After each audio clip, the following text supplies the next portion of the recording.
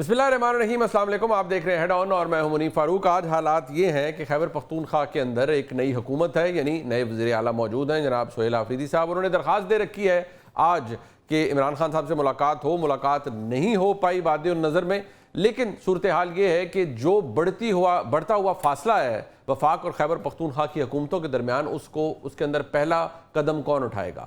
एक तनाज़ा, एक बड़ी अनकंफर्टेबल सिचुएशन जो कि इस वक्त मौजूद है, जिसका ताल्लुक अफ़गानिस्तान से है। झड़पें हुई हैं, अभी तक खुदा न खास्ता फुल स्केल वॉर नहीं हुई है, लेकिन अफ़गानिस्तान जो कि इस वक्त ब्रीडिंग ग्राउंड बना हुआ है भारतीय प्रॉक्सीज़ के लिए, पाकिस्तान का उस पर मौक़िफ़ सामने है। एक झूठ फैलाया गया अफ़गानिस्तान की जानिब से कि पाकिस्तान की तरफ से कोई दरख्वास्त की गई है सीज़ फायर की, बल्कि पाकिस्तान ने ये झूठ एक्सपोज भी किया है। ये अफगानिस्तान की तरफ से दरख्वास्त आई थी और 48 घंटे का सीज़ फायर हुआ है, जिसे टेम्परेरी सीज़ फायर कहा जा रहा है। इसके अलावा खैबर पख्तूनख्वा हुकूमत की पोजीशन इस दहशत गर्दी की जंग के अंदर क्या होगी। क्या नए वज़ीर आला, जिस तरह कहा जाता है, विल ही प्ले बॉल, या वो रेजिस्ट करेंगे उस ऑपरेशन को, उस इंटेलिजेंस बेस्ड ऑपरेशन को जो कि पाकिस्तान की फ़ौज और दीगर कानून नाफिज करने वाले इदारे कर रहे हैं, जिसमें शहादतें भी हो रही हैं, ना सिर्फ जवानों की बल्कि अफसरान की। एक सेंसिटिव सिचुएशन है। इसके ऊपर बात करने के लिए प्रोग्राम के पहले हिस्से में मेरे साथ मौजूद है जनाब वफाकी वज़ीर दिफा जनाब ख्वाजा आसिफ साहब। ख्वाजा साहब, बहुत शुक्रिया आपका। सर, सबसे पहले तो ये अफगानिस्तान के साथ जो हमारा इस वक्त मामला चल रहा है, एक बड़े आपने देखा होगा कि एक आजकल वहाँ पर एक नया ट्रेंड है कि जैसे वो जो मार्का हक था उसमें हिंदुस्तान की तरफ से, भारत की तरफ से सोशल मीडिया और उनका जो लोकल मीडिया, उसने बड़ा एक हाइप क्रिएट की, बड़ा झूठ फैलाया गया। यही सब कुछ अफगानिस्तान की तरफ से भी हो रहा है, टू दी एक्सटेंट कि वहाँ की गवर्नमेंट के जो स्पोक्स पर्सन है ज़बीउल्लाह मुजाहिद, कल मैं ट्वीट देख रहा था कि उसने कहा कि पाकिस्तान की इंसिस्टेंस और रिक्वेस्ट पर हमने ये 48 घंटे का सीज़ फायर किया है। I would rather request you कि ज़रा इसको क्लियर कीजिएगा कि ये रिक्वेस्ट किसके कहने पर की गई, किसने इंटरवीन किया कि ये 48 घंटे का बीच में टेम्परेरी सीज़ फायर हुआ है। ये बड़ा क्लियर कट है उनकी तरफ से। ये 48 घंटे जो है उसका सीज़फायर जो है रिक्वेस्ट आई थी और वी ऑब्लाइज देम, और इसमें कोई शक ही नहीं है। अगर वो इसके कोई और मतलब निकाल रहे हैं या कोई और डायमेंशन जो है वो दे रहे हैं मीडिया को, तो मेरा ख्याल है कि जो उनके साथ हो रहा है, अल्लाह ताला माफ़ करे, जो है जिस तरह उन्होंने एक हिंदुस्तान की प्रॉक्सी के तौर के ऊपर जो है हमारे साथ जो है इस एक लो इंटेंसिटी जो है एक किस्म की जंग शुरू की हुई है हमारे वेस्टर्न बॉर्डर के ऊपर, दोनों प्रोविंसेस में, बलूचिस्तान में भी और केपी में भी। तो मैं समझता हूँ कि ये सारे जो है, आप देखें, इनमें कोई ना कोई जो है उनका हिंदुस्तान के साथ जो जाना, वहाँ पे एक हफ्ता बैठ के मुत्तकी साहब का वहाँ पे बैठ के ऑर्केस्ट्रेट करना, ये सारा कुछ जो है इन जो भी पाकिस्तान सरहद के ऊपर हो रहा है जी, तो they have I think resolved to become a proxy of India against Pakistan. अच्छा, हो सकता है कोई इसमें कंसिडरेशन भी शामिल हो, लेकिन एक और फैक्टर भी इधर जो है ना आपके काबिल गौर होना चाहिए कि जो हमारी हुकूमत के जो इस वक्त इम्प्रेशन जा रहा है वहाँ पे, जो नई हुकूमत आई है कि पीटीआई के नए चीफ मिनिस्टर आए हैं, वो जो सिग्नल्स दे रहे हैं, मेरा ख्याल है कि वो अच्छे सिग्नल नहीं दे रहे। पाकिस्तानी होने के नाते जो है, उन्होंने अपनी तकरीर में बड़ी अच्छी बात की थी कि मैं पहले पाकिस्तानी हूँ उसके बाद पख्तून हूँ, लेकिन कायदे-ए-आज़म की तस्वीर रिमूव करना, वहाँ पे इमरान खान की लगाना, फिर पाकिस्तान का झंडा रिमूव करके वहाँ पे तहरीक पाकिस्तान पीटीआई का झंडा लगाना, तो ये को अच्छे सिग्नल नहीं है। आप किस तरह इनको इंटरप्रेट करेंगे मौजूदा माहौल के अंदर इस किस्म की ये दो चीजें करना? मैं समझता हूँ कि it sends a very bad signal. Khawaja Sahab, अभी रिसेंटली भी हुआ जब शहादतें हुई खैबर पख्तूनख्वा के अंदर, और उस वक्त गंडापुर साहब चीफ मिनिस्टर थे, केपी गवर्नमेंट से कोई भी शोहदा के जनाजों को कंधा देने के लिए नहीं था, या इवन नमाज जनाजा पढ़ने के लिए नहीं था। आर्मी चीफ थे, फील्ड मार्शल थे, प्राइम मिनिस्टर थे, और उस दिन भी बड़ी स्टर्न वार्निंग दी गई प्राइम मिनिस्टर की जानिब से टू अफगानिस्तान। जो कुछ हुआ, केपी गवर्नमेंट की तरफ से कोई नहीं किया। आई एम सरप्राइज क्यों नहीं किया, कोई तो जा सकता था। अब जो पहली तकरीर there is a method in this madness, absolutely there is ये एक सोचे समझे मंसूबे के तहत हो रहा है जो भी हो रहा है।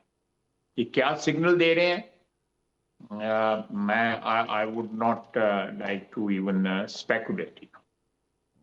और ख्वाजा साहब जिस स्टेज पर या स्टेचर पर आप हैं, स्पेकुलेशन तो नहीं, नेचुरली आपको आपकी कुछ असेसमेंट हो सकती है, obviously based on your experience and based on what you C.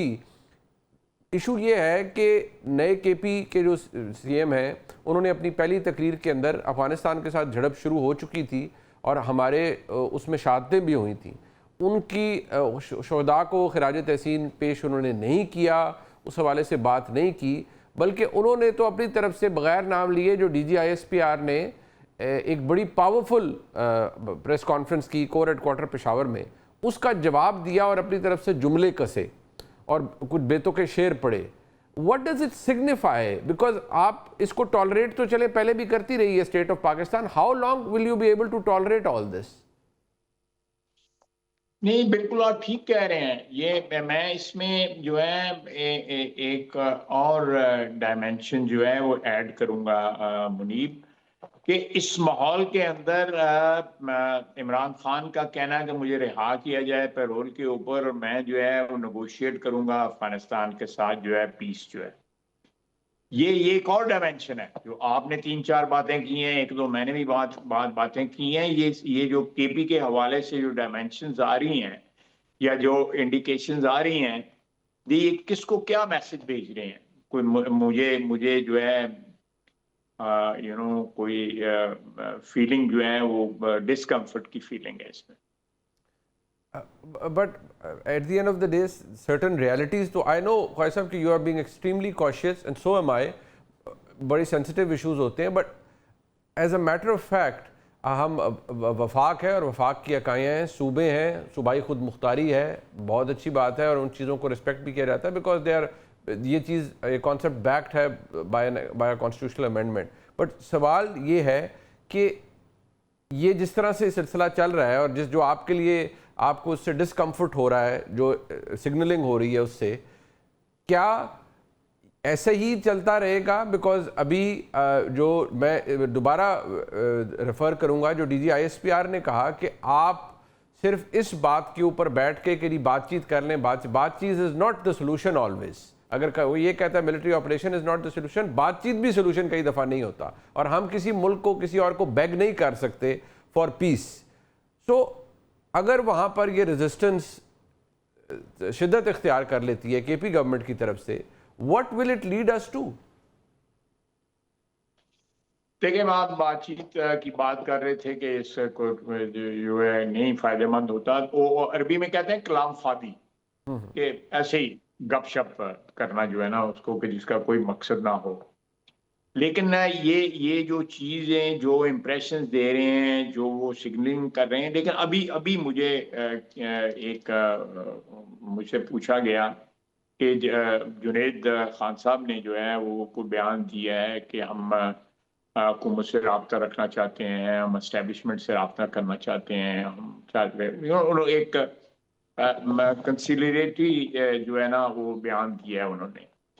So from the same source और फ्रॉम द सेम डायरेक्शन जो है मुख्तलिफ किस्म के बयान आ रहे हैं। जुनैद साहब का जो है वो बयान जो है वो एक डिफरेंट सिग्नल दे रहा है, पॉजिटिव सिग्नल दे रहा है। बाकी जो 3-4 बातें जो आपने और मैंने की हैं वो सारे के सारे नेगेटिव सिग्नल दे रहा है। that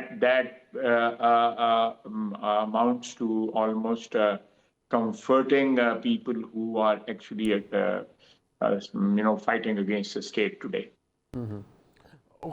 in shape of Afghans and shape of TTP. अच्छा, इस बात को जरा इस पे रिफ्लेक्ट कीजिएगा। इसमें मैं हिंदुस्तान का भी नाम इस्तेमाल कर लेता हूँ, उनको भी कंफर्ट मिल रहा होगा डेफिनेटली। ऑब्वियसली अगर कोई खुदा न खास्ता इंटरनल डिस्टर्बेंस है तो हिंदुस्तान को तो मिल रहा होगा कंफर्ट उससे। बट ख्वाजा साहब, इसके अंदर एक ये भी इशू है कि जो बानी PTI हैं इमरान खान साहब, वो अपने हर ऑलमोस्ट मैसेज के अंदर यही बात कह रहे हैं, ही वांट्स कि अफ़गान हुकूमत, अफ़गान अवाम, अफ़गानिस्तान के अवाम वो भी स्टेक होल्डर हैं इसके और उनको भी स्टेक होल्डर बनाया जाए। मुखालफत या आर्ग्यूमेंट से तो चले एक और बात है, बट यू एक्चुअली थिंक इस बात में कोई सब्सटेंस है कि जी फॉर लॉन्गर पीस और लंबे अरसे का जो अमन है उसके लिए ये ज़रूरी है, या और यू स्टिल थिंक कि ये एक गलत सिग्नल है जो कि दिया जा रहा है ख़ास तौर पर बानी पीटीआई की जानिब से? There is a method in this madness.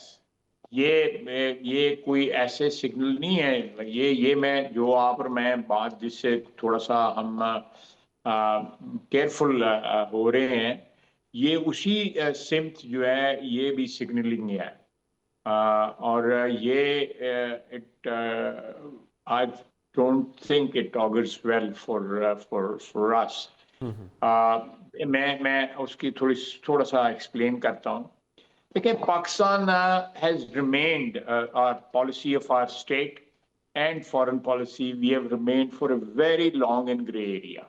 Ji, I hope you will agree with me. जी एब्सोल्युटली। मौजूदा हुकूमत के दौरान जो है जो कोऑपरेशन सामने आई है between Pindi and Islamabad, between Shahbaz Sharif और field marshal Asim Munir, leaders की, और it trickles down all the way नीचे तक जो है दोनों एडमिनिस्ट्रेशन जो है का पार्ट है। दोनों अदारे जो है, चाहे वो सिविलियन है चाहे वो मिलिट्री है, उसमें जो एक आई है ना क्लैरिटी आई है, और जिसको मैं हाइब्रिड कहता हूँ, और जो आपको डिलीवर कर रही है। इस साल के अंदर जो है 4-5 एपिसोड्स हुए हैं जिसमें इस एडमिनिस्ट्रेशन ने, जिसको मैं हाइब्रिड कहता हूँ, उसने डिलीवर किया। जंग से लेके ये जो शर्मुल शेख में जो कुछ हुआ है, इन सब को आप अगर करेंगे, शामिल करेंगे, ये क्लैरिटी पहले कभी भी नहीं थी हमारी। मैं अभी बात कर रहा था किसी चैनल से कि कहा जाता है जी कि ये जो अफगानिस्तान से जो लोग वापस आए हैं वो हमने यानी ला के बसाए हैं। बेसिकली ये सारा फ्लोट किया गया था, जनरल बाजवा, जनरल फैज और इमरान खान ने फ्लोट किया था जब उनकी हुकूमत थी, और बाद में इसकी रियलाइजेशन तभी स्टार्ट हो गई। आपको याद होगा स्वात में बड़े मुजाहरे हुए थे, इनके खिलाफ जो है वो मुजाहरे हुए थे, लेकिन उसके बाद कॉन्टिन्यूटी रही। इमरान खान साहब तो निकल गए बीच में, लेकिन उस पॉलिसी कंटिन्यू रही। कोर कमांडर कौन थे आपको भी पता है, पेशावर के जनरल फैज का कोर कमांडर थे, और आर्मी चीफ भी जो थे वो जनरल बाजवा थे। तो ये प्लीज ये जरा इस सारी बैकड्रॉप में सारा एनालिसिस कीजिए ना कि आज क्या सिचुएशन है। लेकिन इसमें सारी जो चीज जो आपको तकवीयत देती है, आपको कॉन्फिडेंस जो है वो प्रोवाइड करती है, वो ये है कि हमारे यहाँ पे पहली दफा जो है टोटल जो है एक कोहेरेंस और एक हमनवाई है पिंडी और इस्लामाबाद में, जिसकी वजह से आई फील कंफर्टेबल कि हम ये जो चीज़ें जो ये ट्रायंगल बनी है तालिबान की और अफगानिस्तान की और इंडिया की, ये ट्रायंगल जो है ये कोई हमें कोई फॉर्मिडेबल थ्रेट जो है अल्हम्दुलिल्लाह प्रपोज नहीं करेंगे। लेकिन जो शुरू में हमने बात की है कि ये सिग्नलिंग जो है जो इमरान खान से भी आ रही है जी कि मुझे रिहा करें और मैं उनसे बात करूं, और साथ जो है एकदम पहले भी इसी तरह था, आपने भी जिक्र किया कि जो जनाजे भी पढ़ते थे, और अब जो है उसमें जरा थोड़ी सी इंटेंसिटी आ गई है। अब उसमें जो है जरा एक्सेलरेशन हो रही है उस चीज की कि आप झंडा रिमूव कर रहे हैं पाकिस्तान का ऑफिस से, या उसकी जगह अपनी पार्टी का झंडा लगा रहे हैं, और साथ आप कायद आज़म की तस्वीर उतार के तो उधर तस्वीर जो है आप उसकी लगा रहे हैं। तो इट इज डिस्कम्फर्टिंग ये चीज जो है। मैं आई बी फ्रैंक अबाउट इट। और दूसरी बात ये ख्वाजा साहब कि ये भी मैटर ऑफ रिकॉर्ड है, obviously being a journalist I am quoting you facts, कि वही जुनेद अकबर साहब जो आपके कॉलीग भी हैं नेशनल असेंबली में, उन्होंने अभी बात जिस तरह आप फरमा रहे हैं मेरे नज़र से नहीं गुजरी, यकीनी तौर पर आपने किसी ने आपको कोट की, वो अच्छी कंफर्टिंग बात है, बट उन्होंने 3-4-6 दिन पहले कहा था, एक बल्कि 8-10 दिन पहले एक तकरीर में, कि हमें इदारों से नहीं उनके सरबराहों से नफरत है। So that also amounts to hate speech. तो बड़ी मिक्स्ड किस्म के सिग्नल्स आते हैं उन दोस्तों की जानिब से। I have like two more questions for you. एक, again with this going on and these mixed signals and the signals that put you in a bit of a discomfort also. आप जो कह रहे हैं कि there is a method in this madness. Yes, I see that. I sense agree that. with. I agree with. But I agree with. how long will you be able to put up with this? The federal government, the state of We Pakistan? will not put up with it. We have absolutely no intention of putting up with it. There's no doubt there.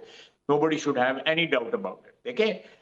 ये ठीक है, हमारा neighbour और हमारे लिए discomfort हुआ है, या हमारे अंदर ही एक पार्टी जो है इस किस्म के इम्प्रेशन जो है वो वाइब्स जो है दे रही है।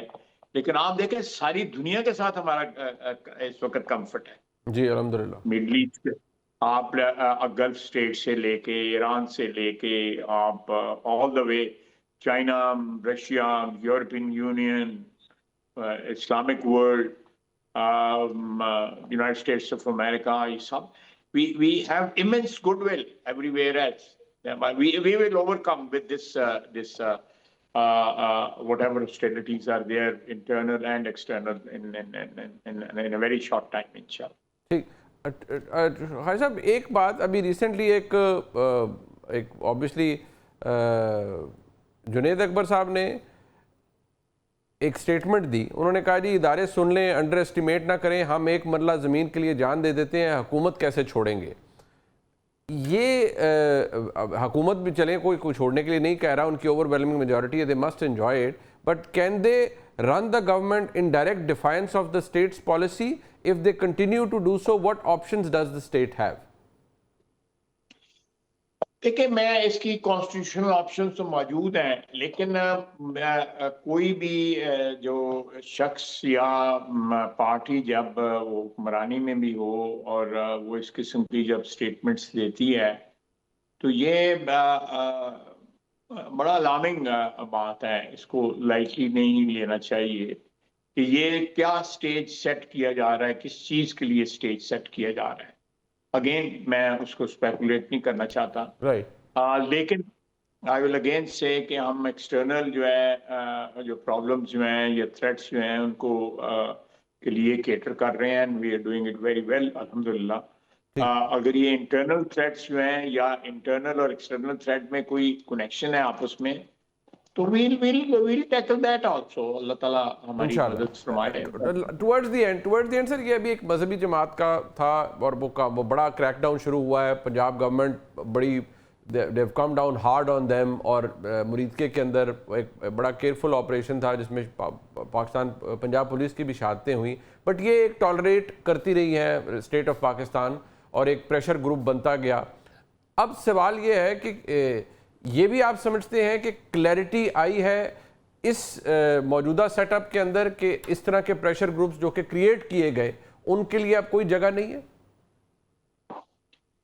एब्सोल्युटली, जो आपने बात कही है मैं उसको बिल्कुल एंडोर्स करता हूं कि एक जो कहा जा रहा है वर्ल्ड के इट है Pakistan has to become a hard state, ये ऊपर से जब ये चीज आए ट्रिकल डाउन नीचे होके कि we are not going to take this nonsense and we are going to come down with the very heavy hand कि ये रियासत जो है वो मजाक नहीं बनाई जा सकती। तो फिर डेफिनेटली ये चीज़ जो है जो आप बात कर रहे हैं उसमें पार्टियां, उसमें जत्थे, उसमें अफराद, इंडिविजुअल्स जो हैं जो भी इस किस्म की गुफ्तगू करेंगे जो पाकिस्तान की रियासत को चैलेंज कर रही होगी, पाकिस्तान की यकजहती और पाकिस्तान की जो एक आप कह सकते हैं कि खुद मुख्तारी और आज़ादी को जो चीज़ चैलेंज कर रही होगी, उनको फिर एक ही विद द सेम यार्डस्टिक जो है उनको ट्रीट किया जाएगा। ठीक, बहुत शुक्रिया ख्वाजा साहब, आप हमारे साथ मौजूद थे। मेरे साथ इस वक्त प्रोग्राम में मौजूद हैं जनाब मंसूर अली खान साहब, पाकिस्तान के नामवर सहाफ़ी हैं और बेहतरीन एंकर पर्सन हैं। बहुत शुक्रिया मंसूर अली खान साहब आपका। और मेरे साथ मौजूद हैं जनाब इमरान शफकत साहब, सीनियर सहाफ़ी हैं। बहुत शुक्रिया आपका जनाब इमरान शफकत साहब। सबसे पहले मंसूर अली खान साहब, मैं आपसे आगाज़ करना चाहूँगा। एक तो पहले ये बताइए इस वक्त जो हालात हैं, ये सुहेल आफरीदी साहब की आमद हो गई है, पहली तकरीर आपने सुन ली। अच्छा, ये कल से बड़ा एतराज़ हो रहा है एंड आई एम श्योर, मैं ये अज्यूम भी नहीं कर सकता कि आपकी नज़र से ना गुजरा हो, ये जो झंडे वाली एक कंट्रोवर्सी चल रही है, तो उसका दिफा ये हो रहा है कि भाई वो झंडा देखें टेबल पे छोटा पड़ा हुआ है, पीछे से तब्दील अगर हुआ है तो टेबल पे तो पड़ा हुआ है। कायद-ए-आज़म की तस्वीर इस तरह से ली गई है कि वो फ्रेम में नहीं आ रही। कायद-ए-आज़म मोहम्मद अली जिन्ना की तस्वीर वज़ीर आला के दफ्तर में मौजूद है, तो ये प्रोपेगेंडा नहीं होना चाहिए। डू यू थिंक ये डिलिबरेट है? क्योंकि हम माजी की तस्वीर को देखें तो गंडापुर साहब के पीछे केपी गवर्नमेंट का और पाकिस्तान का झंडा होता था। महमूद खान साहब की तस्वीर उनके दफ्तर की देखी जाए तो उसके पीछे भी झंडा होता था पाकिस्तान का। कायद-ए-आज़म की तस्वीर बिल्कुल बैक पर होती थी। सो ये ओवरलुक हुआ है या ये डिलिबरेट लगता है आपको? बहुत शुक्रिया मुनीब साहब। देखिए मेरे ख्याल में जहां तक मैं आज तक कभी सीएम केपी के दफ्तर के अंदर तो नहीं गया, लेकिन वो मुझे ये लग रहा है जैसे उनका डेस्क जो है ना वो एक्चुअली एक कॉर्नर के ऊपर रखा गया है। तो उस कॉर्नर के अंदर एक साइड पे इमरान खान साहब की तस्वीर है और एक साइड के ऊपर जो है वो कायद-ए-आज़म मोहम्मद अली जिन्ना साहब की तस्वीर लगी हुई है। लेकिन तो इसलिए चलें, कैमरा एंगल्स के हवाले से शायद ये थोड़ा सा मार्जिन दिया जा सकता है, डिपेंड्स के when you are sitting in a corner तो कहां किस एंगल से तस्वीर खींची गई है। But as far as the flags are concern, उसके ऊपर तो किसी किस्म की कोई दो राय नहीं है कि एक सीएम के दफ्तर के अंदर जो है वो पाकिस्तान का झंडा सबसे पहले और सबसे बड़ा होना चाहिए। बाकी सारे तमाम झंडे चाहे वो सूबाई हुकूमत के हों या पार्टी फ्लैग्स हों, सब कुछ बाद में आता है। सो मेरे ख्याल में ये एक गलती उनसे ज़रूर हुई है। मैं उनको तस्वीरों के हवाले से शायद फिर भी मार्जिन दे दूं, क्योंकि जहां पे आप इसकी बात कर रहे हैं तो वहीं पे आज इसी स्टोरी के ऊपर मैं भी ज़रा थोड़ा सा काम कर रहा था, तो मैंने तस्वीर देखी मरियम नवाज साहिबा के दफ्तर की, जो उनका सीएम हाउस का दफ्तर है। तो उसमें उनके बिल्कुल पीछे जो है वो नवाज शरीफ साहब की तस्वीर है और नवाज शरीफ साहब की तस्वीर के ऊपर जो है वो कायद-ए-आज़म मोहम्मद अली जिन्ना साहब की तस्वीर जो है वहां पे लगी हुई है। और same is the case with Murad Ali office as well, वहां पे भी मैंने देखा, लेकिन उसमें भी उन्होंने तो बल्कि जुल्फकार अली भुट्टो, मोहतरमा बेनज़ीर भुट्टो, आसिफ अली जरदारी साहब, बिलावल भुट्टो, ये 4 तस्वीरें अपनी पार्टी से एफिलिएटेड लीडरान की लगाई हुई है। लेकिन इन सब तस्वीरों से सबसे ऊपर जो है वो कायद-ए-आज़म मोहम्मद अली जिन्ना साहब की तस्वीर है। सो मेरे ख्याल में तस्वीरों के हवाले से जो है वो फिर भी शायद मार्जिन दे दें कि उनकी प्लेसमेंट्स जो हैं वो कैमरा एंगल्स का कसूर है, लेकिन झंडों के हवाले से कम जो है वो कोई दो राय नहीं है। मेरे ख्याल में उनसे ये गलती हुई है और इस गलती को उन्हें ठीक करना चाहिए। अब इमरान शफकत साहब, आप भी मंसूर अली खान साहब की बात से एग्री करेंगे कि ये गलती है, स्टाफ कर सकता है, कोई कर सकता है? क्योंकि आमतौर पर तहरीक इंसाफ के दोस्त दूसरों के हवाले से जब ये गलती पॉइंट आउट करते हैं तो वो इसके पीछे पूरा एक साजिशी मफरूज़ा करते हैं कि ये जानबूझकर किया जा रहा है। बल्कि अभी कुछ देर पहले ख्वाजा आसिफ साहब से मेरी गुफ्तगू हुई तो उन्होंने कहा ये डिलिबरेट, ये मेथड बिहाइंड मैडनेस है, ये डिलिबरेट हरकतें हैं, ये ऐसे नहीं हो रही। क्या आप भी समझते हैं कि इसको हमें फेस वैल्यू पे लेना चाहिए कि गलती हो गई किसी से? मेरा ख्याल है कि गलती जब तक कोई अपनी किसी हरकत का एतराफ़ ना करे कि जी ये उसने काम किया है और इसके पीछे पीछे उसकी कोई पॉलिटिकल थॉट है या वो उसका जो कोई फ़लसफ़ा है वो उस वजह से वो वाला काम कर रहा है, तो तब तक तो मेरा ख्याल है कि ना कोई गिरफ्त हो सकती है, ना कोई कानूनी कार्रवाई हो सकती है। मेरा ख्याल है कि पाकिस्तान तहरीक इंसाफ जो है वो इस तासुर से ज़रा आगे निकल आई है। वो तकसीम का कह लें मामला वो बढ़ा चुकी हुई है और उनको लगता है कि उनकी पार्टी को टारगेट किया जा रहा है और उनको लगता है कि उनकी पार्टी जो है वो एक ख़ास मकसद लेके चल रही है। तो लिहाजा वो लग ये रहा है मुझे कि वो अगर ये जानबूझ के वो काम कर रहे हैं तो वो मैसेज देने की कोशिश कर रहे हैं कि हमारी जो आइडेंटिटी है वो ज़ाहिर है कि सुहेल अफरीदी साहब के बारे में DGISPR की से सवाल हुआ था तो उन्होंने भी बड़ा खुल के कहा था, तासुर भी यही था कि इस तरह का शख्स जो है वो शायद वज़ीर आला ना बनने दिया जाए, अदालतों तक जाया जाए या कोई और भी किया जाए।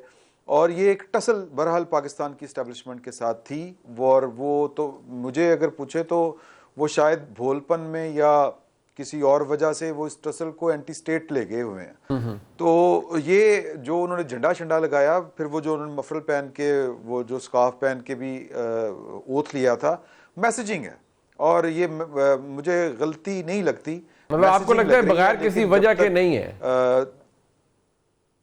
बगैर वजह के नहीं है और ये वजह समझ भी आ रही कि वजह क्या हो सकती है। ऐसी बात नहीं कि वो वजह समझ नहीं आ रही। अरे मंसूर साहब, अभी इमरान भाई ने कहा, इमरान शफकत साहब ने, कि ये भोलपन में हुआ है या किस तरह हुआ है।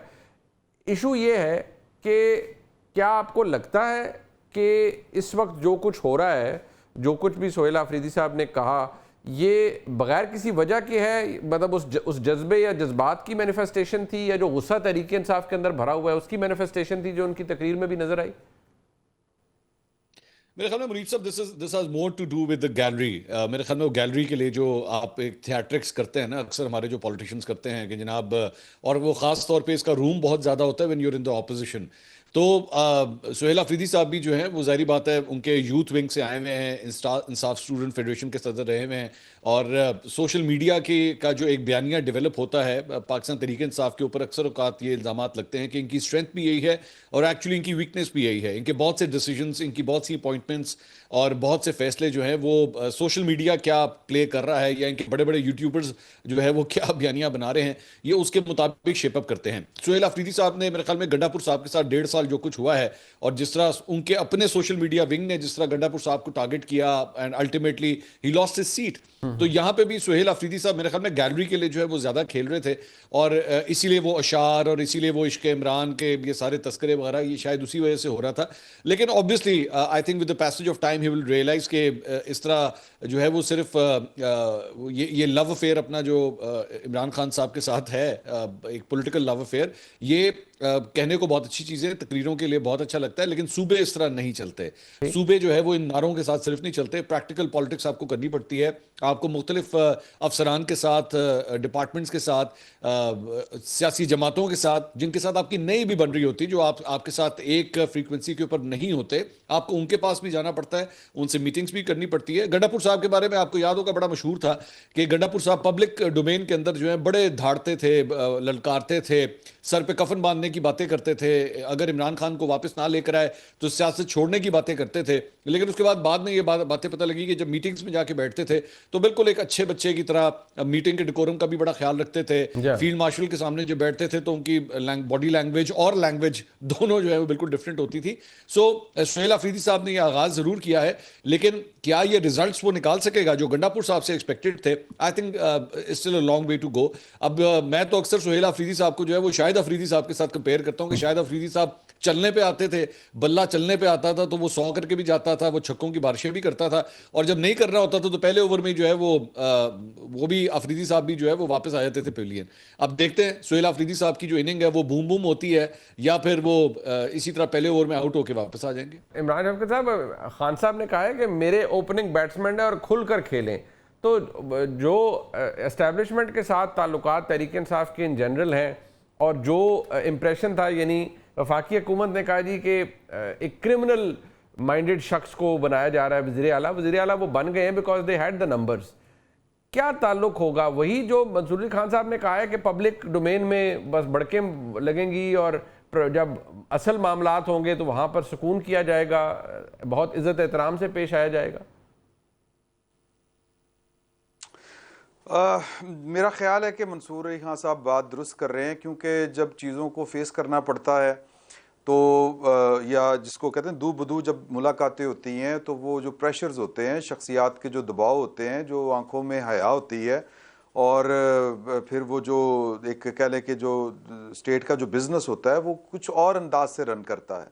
हाँ, अगर इन्होंने मतलब ये कि वही जिस तरह गैलरी की बात कर रहे हैं कि गैलरी का जो प्रेशर लेना शुरू कर दिया, और जो पाकिस्तान तहरीक इंसाफ के आम वोटर सपोर्टर और इनके सोशल मीडिया के ऊपर जिस तरह का बयानिया लेके चला जाता है कि मर दो, मार दो, ये कर दो, वो कर दो, तो अगर उसी तरफ उन्होंने वो वाला प्रेशर ले लिया तो फिर शायद हुकूमत भी ना चल सके, शायद उनकी वजारत आला भी ना चल सके। इसका अंदाज़ा जो है वो चूँकि एक पोलिटिकल वर्कर हैं, उनको मेरा ख्याल है कि अंदाज़ा होगा कि इसके नताइज जो हैं वो क्या बरामद हो सकते हैं। इस तरह की मार धाड़ वाली सियासत अगर वो पब्लिक के लिए करें, पब्लिक की जो कंजम्पशन होती है उसके लिए करें तो एक अलग बात है, लेकिन अब किसी हाई लेवल की मीटिंग में वो बैठ के इसी तरह की बात करें कि नहीं पहले इमरान खान को लेके आए तो फिर अगली बात होगी, या ये मैं ऑपरेशन जो है वो लिख के दे रहा हूँ कि ये केपी में ऑपरेशन नहीं हो सकता और यहाँ से फ़ौजें निकाल ली जाएँ, इस तरह की अगर उन्होंने कोई हरकतें की, इस तरह के फ़ैसले उन्होंने किए जो कि बहुत मुश्किल काम है, ये मेरा नहीं ख्याल कि वो कर पाएंगे, लेकिन अगर किया तो फिर जो वफाक है उसके पास लामहदूद इख्तियारात हैं और बहुत कुछ हो सकता है। तो मेरा नहीं ख्याल कि ऐसी सूरत जो है वो बनेगी, और सुहेल अफरीदी साहब उस तरफ जाएंगे कि मामला ज़्यादा ख़राब हों, क्योंकि जो केपी गवर्नमेंट है ये इमरान खान साहब का आखिरी मोर्चा है। अगर ये भी उनके हाथ से चला गया तो फिर पीछे बचेगा क्या? This carries a lot of weight. Mansoor Ali Khan साहब, आप पाकिस्तान के माशाल्लाह बड़े बाखबर सहाफ़ियों में से हैं, मुझे ये बताएं सेंटिमेंट क्या है आफ्टर सुहेल अफरीदी साहब इलेक्शन?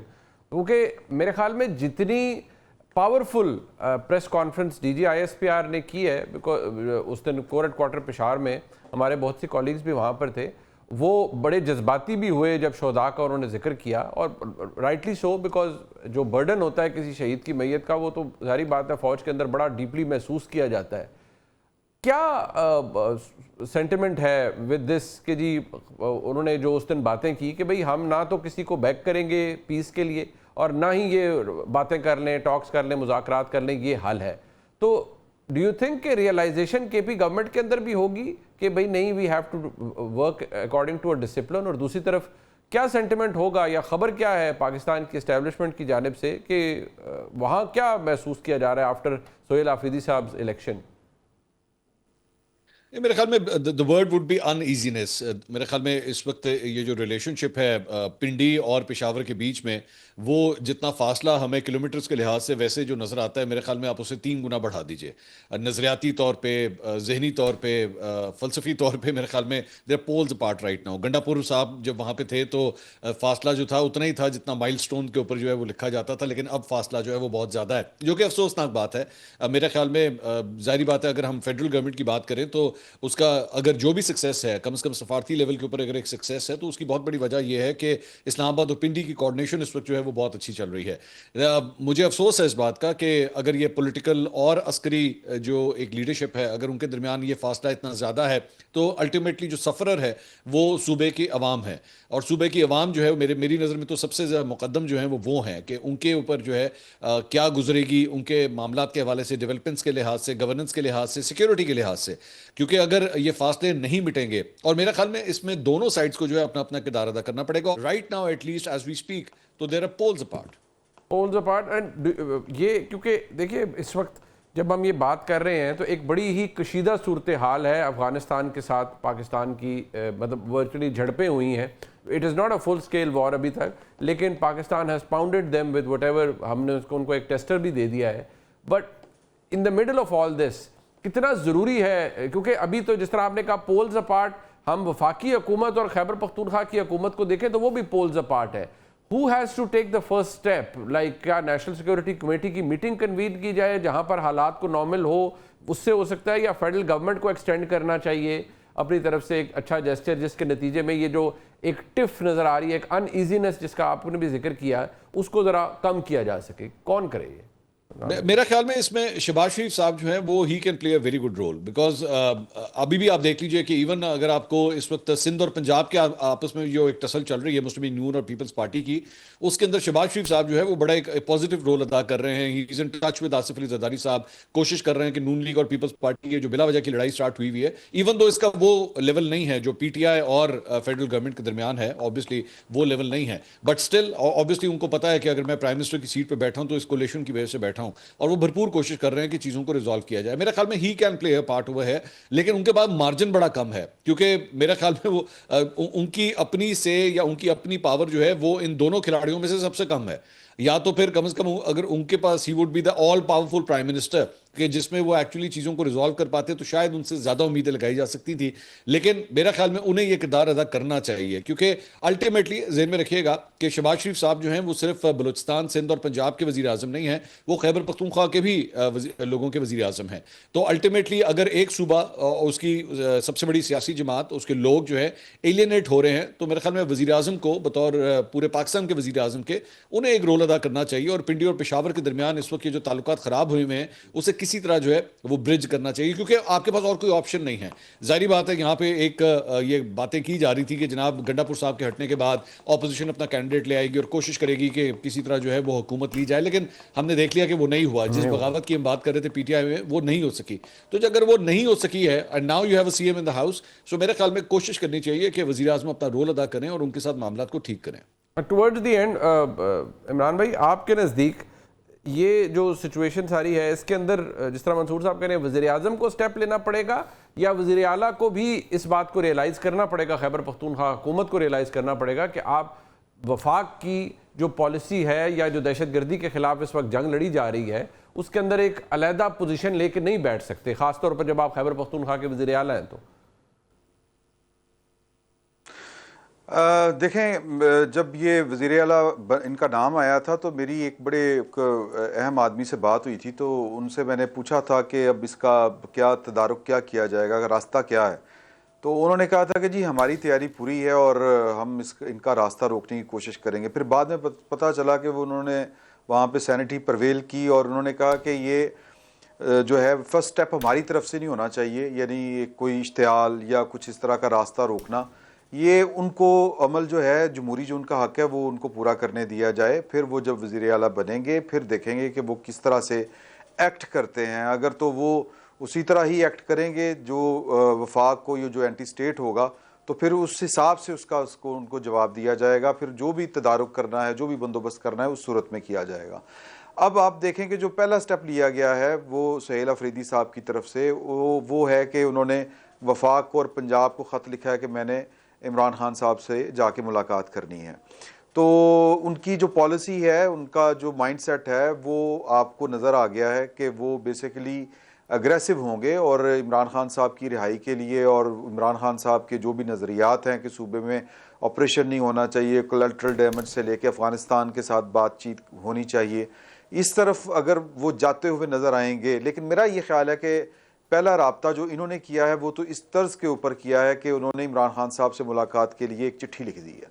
लेकिन मुझे लगता है कि शायद वाली बात है, ख़बर नहीं है, ये मेरा तज़्ज़िया है कि मोहसिन नकवी साहब पहला राब्ता शायद वज़ीर आला से करें और इस तरह के अमल या फिर जो वर्किंग रिलेशनशिप होता है वो उसकी दाग बेल डालने की कोशिश करें और फिर वो देखेंगे कि आगे से जवाब क्या आता है और जो जवाब आएगा उसके मुताबिक फेडरल गवर्नमेंट जो है वो अपनी पॉलिसी बनाएगी। ठीक है, मैं शुक्रिया अदा करूंगा जनाब मंसूर साहब का और इमरान शफकत साहब का। प्रोग्राम आपने देखा जिसका फीडबैक हमें जरूर दीजिएगा, देखने का बहुत शुक्रिया। खुदा हाफिज़।